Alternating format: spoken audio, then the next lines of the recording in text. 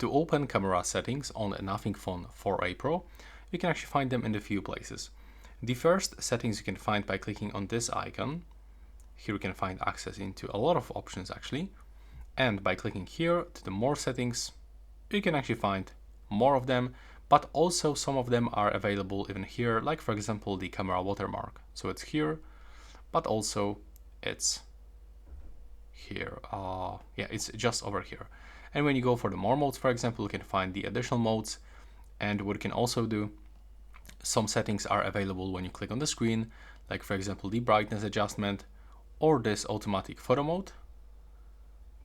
And even when you zoom in more further, you can even find option with AI zoom. So as you can see, the settings are actually sometimes hidden a little bit, and by clicking on this arrow, we can even get some different color palette that you can quickly apply. And now as you can see, everything will looks a little bit different for your camera.